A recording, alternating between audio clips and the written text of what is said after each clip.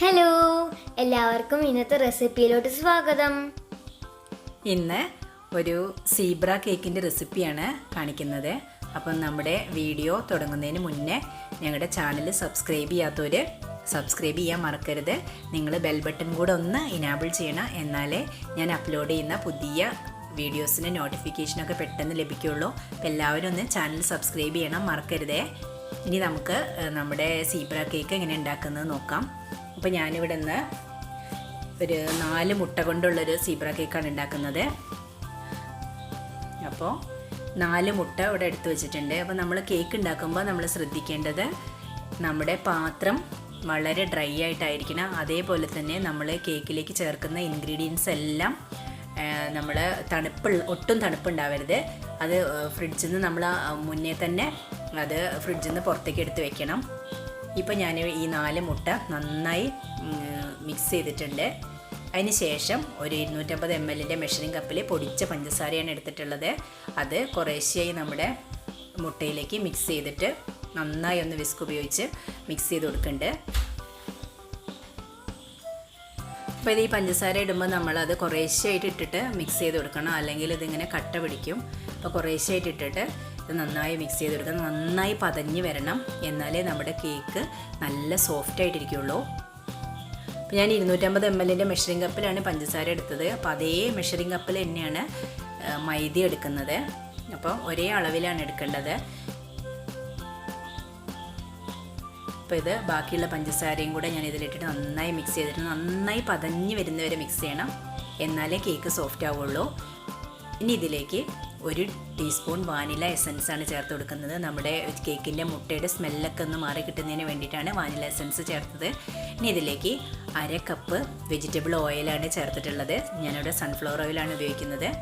അപ്പോൾ അതും കൂടെ ചേർത്തിട്ട് നന്നായി പതഞ്ഞ് വരുന്നവരെ മിക്സ് ചെയ്യുക. ഇതിപ്പം മിക്സ് ആയിട്ടുണ്ട്. ഇനി ഇത് നമുക്കൊന്ന് മാറ്റി വയ്ക്കാം.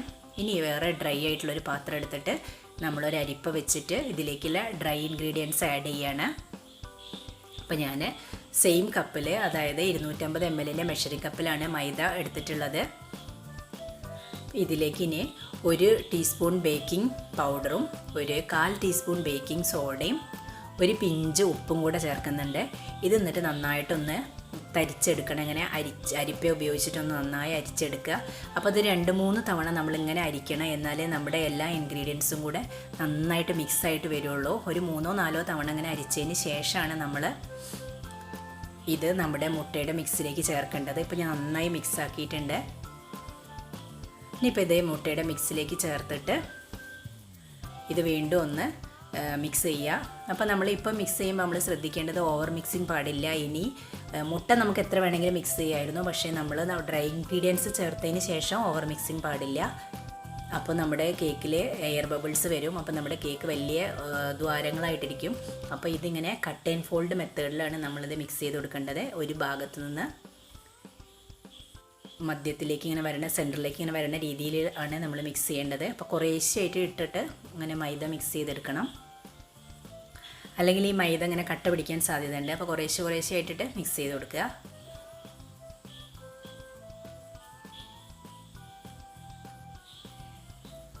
ഇങ്ങനെ ഒരു വശത്തുനിന്ന് നടുക്ക് ഭാഗത്തേക്ക് വന്നിട്ട് നമ്മളിങ്ങനെ ഫോൾഡ് ചെയ്യണ രീതിയിലാണ്, കട്ട് ആൻഡ് ഫോൾഡ് മെത്തേഡിലാണ് ഇത് ചെയ്യേണ്ടത്. അപ്പോൾ ഇത് കുറച്ച് കട്ടിയായിട്ട് തോന്നുന്നുണ്ട് ഈ ബാറ്റർ. അപ്പോൾ ഞാനിതിലേക്ക് കുറച്ച് ചൂടുള്ള പാലാണ് ചേർത്ത് കൊടുക്കുന്നത്. അപ്പോൾ നമ്മൾ പാല് ചേർക്കുമ്പോൾ തണുപ്പുള്ള പാല് ചേർക്കരുത്, നേരിയ ചൂടോട് കൂടിയിട്ടാണ് പാല് ചേർക്കാൻ. ഇപ്പോൾ ഇത് മിക്സായി വന്നിട്ടുണ്ട്. അപ്പോൾ ഇനി ഈ ബാറ്റർ ഞാൻ 2 പാത്രത്തിലേക്ക് മാറ്റിയിട്ടുണ്ട്. അപ്പോൾ ഒരെണ്ണത്തിൽ കുറച്ച് കൂടുതലുണ്ട്, ഒരെണ്ണത്തിൽ കുറച്ച് കുറവാണ്. അപ്പോൾ ആ കുറവുള്ള ബാറ്ററിലേക്ക് ഞാൻ 3 tablespoon cocoa powder add ചെയ്യുന്നുണ്ട്. എന്നിട്ട് ഇത് മിക്സ് ചെയ്യുക. അപ്പോൾ ഇത് കൊക്കോ പൗഡറും കൂടെ ആഡ് ചെയ്യുമ്പോൾ ഈ ബാറ്റർ കൂടും, അതുകൊണ്ടാണ് കുറവുള്ള ബാറ്ററിലേക്ക് കൊക്കോ പൗഡർ ആഡ് ചെയ്തത്. ഇനി ഇതിലേക്ക് ഇത് വീണ്ടും മിക്സ് ചെയ്യുക. ഇത് മിക്സ് ചെയ്തിട്ട് ഇതുപോലെ നമുക്ക് ബാറ്റർ കുറച്ചുകൂടെ ലൂസാക്കണമെങ്കിൽ നമ്മൾ ആവശ്യത്തിന് പാല് ചേർത്ത് കൊടുത്താൽ മതി. പാല് ചേർക്കുമ്പോൾ നേരിയ ചൂടോട് കൂടിയുള്ള പാല് ചേർക്കുക, എന്നിട്ടത് നന്നായി മിക്സ് ചെയ്തെടുക്കുക. ഇപ്പോൾ 2 ബാറ്ററും ഇവിടെ റെഡിയാക്കിയിട്ടുണ്ട്. ഇനി നമുക്ക് ബേക്കിംഗ് ട്രേ എടുക്കാം. അപ്പം ബേക്കിംഗ് ട്രേയിൽ ഞാനിവിടെ ബട്ടർ പേപ്പറൊക്കെ കട്ട് ചെയ്ത് വെച്ചിട്ടുണ്ട്. ആദ്യം ഒന്ന് ഓയിൽ സ്പ്രെഡ് ചെയ്തതിന് ശേഷം ഇതിൻ്റെ ബട്ടർ പേപ്പർ വെച്ചിട്ടുണ്ട്, അടിഭാഗത്ത് വെച്ചിട്ടുണ്ട്, സൈഡിലെല്ലാം ബട്ടർ പേപ്പർ വെച്ചിട്ടുണ്ട്. എന്നിട്ട് വീണ്ടും ഒന്നുകൂടെ നെയ്യ് സ്പ്രെഡ് ചെയ്ത് കൊടുക്കുന്നുണ്ട്. അപ്പോൾ നെയ്യ് നമ്മൾ സ്പ്രെഡ് ചെയ്യുമ്പോൾ വളരെ കുറച്ച് മതി, അല്ലെങ്കിൽ അത് നമ്മുടെ കേക്കിൻ്റെ സൈഡ് ഭാഗം ഹാർഡാവും. അപ്പോൾ ഞാൻ 2 ഒരേപോലുള്ള സ്പൂൺ എടുത്തിട്ടുണ്ട്, ഒരേ വലിപ്പത്തിലുള്ള. അപ്പോൾ നമ്മുടെ അളവ് കൃത്യമായിരിക്കാൻ വേണ്ടിയിട്ടാണ് അതേപോലുള്ള സ്പൂൺ എടുത്തത്. ഇനിയിപ്പോൾ ആദ്യം ഒരു ബാറ്റർ ഒഴിച്ച് കൊടുക്കുക.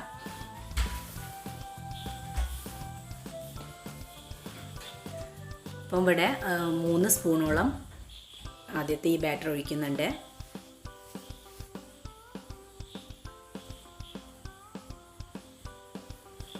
അപ്പോൾ ഇനിയിപ്പോൾ കൊക്കോ പൗഡർ ചേർത്തിട്ടുള്ള ബാറ്ററാണ് ഇനി ഒഴിച്ചു കൊടുക്കുന്നത്. അപ്പോൾ നമുക്ക് ഇഷ്ടമുള്ള രീതിയിൽ എത്രയാണോ നമുക്ക് വേണ്ടത്, നമ്മുടെ മനസ്സിൽ തോന്നുന്ന ഡിസൈനിനനുസരിച്ച് നമുക്കിത് ഒഴിച്ചു കൊടുക്കാം. 1 സ്പൂണാണെങ്കിൽ 1 സ്പൂണ്, അല്ലെങ്കിൽ നമുക്ക് 2 സ്പൂൺ വീതം ഒഴിച്ചു കൊടുക്കാം. നമ്മുടെ ഇഷ്ടത്തിനനുസരിച്ച് നമുക്കിത് ഒഴിച്ചു കൊടുക്കാം. അപ്പോൾ നമുക്ക് നല്ല ഷേപ്പ് കിട്ടും, നല്ല ഭംഗി കിട്ടും. ഇത് നമ്മുടെ ഇഷ്ടത്തിന് ഡിസൈൻ അനുസരിച്ച് നമുക്കിത് ഒഴിച്ചു കൊടുക്കാം ബാറ്റർ. അപ്പോൾ ഞാനിവിടെ ആദ്യം 3 സ്പൂൺ വീതമാണ് ഒഴിക്കുന്നത്. 3 സ്പൂണ് ആദ്യത്തെ ബാറ്റർ ഒഴിച്ചു, പിന്നെ കൊക്കോ പൗഡർ മിക്സ് ചെയ്തിട്ടുള്ള ബാറ്റർ 3 സ്പൂൺ ഒഴിച്ചു. ഇനി നമ്മൾ ഒഴിക്കുമ്പോൾ ഇനി 2 സ്പൂണ്, അങ്ങനെ കുറേശ്ശെ നമ്മൾ ബാറ്റർ കഴിയാനാവുമ്പോഴേക്കും നമ്മൾ ഇതിൻ്റെ ക്വാണ്ടിറ്റി കുറച്ച് കൊണ്ടുവരണം. ഇനിയിപ്പോൾ 2 സ്പൂൺ വീതം ഈ 2 ബാറ്റർ ഒഴിച്ചു കൊടുക്കുക.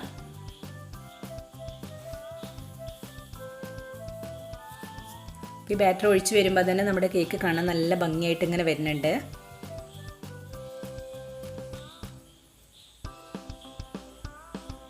അപ്പോൾ ഇഷ്ടമുള്ള ഡിസൈനിൽ ഇങ്ങനെ ഒഴിച്ചു കൊടുക്കാം, അല്ലെങ്കിൽ ഇങ്ങനെ സെൻറ്ററിലല്ലാതെയും നമുക്ക് സൈഡിലൊക്കെ വേണമെങ്കിൽ ഒഴിച്ചു കൊടുക്കാം. അപ്പോൾ ഇത് ഒഴിക്കുമ്പോൾ സെൻറ്ററിൽ ഒഴിക്കുമ്പോൾ നന്നായിട്ട് ശ്രദ്ധിച്ചിട്ട് ഒഴിക്കണം, അല്ലെങ്കിൽ ഒരു സൈഡിലേക്ക് നീങ്ങി കഴിഞ്ഞ് കഴിഞ്ഞാൽ ഈ ഡിസൈൻ കിട്ടില്ല. അപ്പോൾ സൈഡ് ഭാഗത്ത് മാത്രമായിട്ട് ഒഴിക്കുകയാണെങ്കിൽ അത് വേറൊരു ഡിസൈൻ പാറ്റേണിൽ വരും. അപ്പോൾ ഈ സെൻറ്ററിൽ ഒഴിക്കുമ്പോൾ നമ്മൾ ബേക്കിംഗ് ട്രേയുടെ സെൻറ്ററിൽ തന്നെ ഒഴിക്കണം. അപ്പോൾ ഇനി ഇങ്ങനെ ക്വാണ്ടിറ്റി നമ്മുടെ കുറച്ച് കൊണ്ടുവന്നിട്ട് നമ്മൾ 1 സ്പൂണോ അല്ലെങ്കിൽ 1/2 സ്പൂണ് വീതം അങ്ങനെ ഒഴിച്ചു കൊടുക്കുക.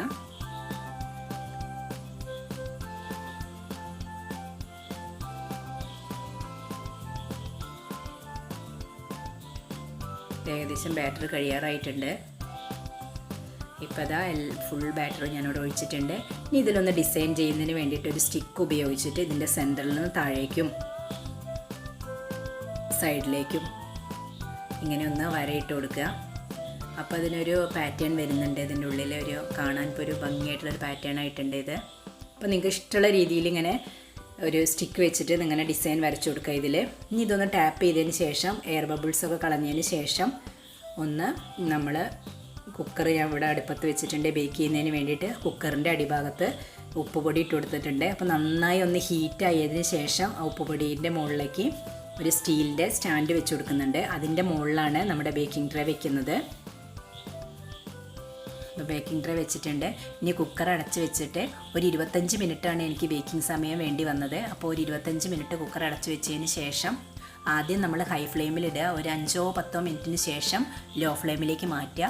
അതിന് ശേഷം 25 മിനിറ്റ് വെക്കുക. അപ്പോൾ 25 മിനിറ്റ് ബേക്ക് ചെയ്തതിന് ശേഷം ഞാനിവിടെ തുറന്നെടുത്തിട്ടുണ്ട്. അപ്പോൾ നമ്മുടെ കേക്ക് ഇവിടെ നന്നായി പൊങ്ങി വന്ന് റെഡി ആയിട്ടുണ്ട്. പിന്നെ ഇത് വെന്തിട്ടുണ്ടോ എന്ന് നോക്കാൻ നമുക്ക് ഒരു സ്റ്റിക്ക് ഉപയോഗിച്ചിട്ടൊന്ന് കുത്തി നോക്കാം. അപ്പോൾ അത് സ്റ്റിക്ക് ഉപയോഗിച്ചൊന്ന് കുത്തി നോക്കുന്നുണ്ട്. അപ്പോൾ ഇത് ഈ സ്റ്റിക്കിലൊന്നും ഒട്ടും പിടിച്ചിട്ടില്ല. അപ്പോൾ നമ്മുടെ കേക്ക് വെന്തിട്ടുണ്ട്. അപ്പോൾ ഇത് സ്റ്റിക്കിൽ ഇങ്ങനെ പിടിക്കുന്നുണ്ടെങ്കിൽ നമുക്ക് കുക്കർ അടച്ച് വെച്ചിട്ട് ഒരു 10 മിനിറ്റും കൂടെ വേവിച്ചെടുത്താൽ മതി. പിന്നെ ഇപ്പം ഞാനിത് തണുത്തതിന് ശേഷം നമ്മുടെ കേക്ക് ഇതാ ഒരു പാത്രത്തിലേക്ക് മാറ്റുന്നുണ്ട്. ഇത് ബേക്കിംഗ് ട്രേയിൽ നിന്ന് പെട്ടെന്ന് തന്നെ അടർന്നു വന്നിട്ടുണ്ട്. ഇനി ഇതിൻ്റെ സൈഡിലുള്ള ബട്ടർ പേപ്പറൊക്കെ ഒന്ന് റിമൂവ് ചെയ്യാം. അപ്പോൾ നന്നായി വന്നിട്ടുണ്ട്, ഒട്ടും കരിഞ്ഞിട്ടില്ല, കേക്ക് നന്നായി വന്നിട്ടുണ്ട്. അപ്പോൾ ഇതാ കേക്ക് ഞാൻ മറച്ചിട്ടിട്ടുണ്ട്. അപ്പോൾ അതിൻ്റെ കാണാൻ നല്ല ഭംഗിയുണ്ട്. അപ്പോൾ നമ്മുടെ സീബ്ര കേക്ക് ഇവിടെ റെഡി ആയിട്ടുണ്ട്. അപ്പോൾ എല്ലാവർക്കും ഇഷ്ടമായി എന്ന് വിചാരിക്കണു. അപ്പോൾ ഇതൊന്ന് കട്ട് ചെയ്ത് നോക്കാം നമുക്ക്.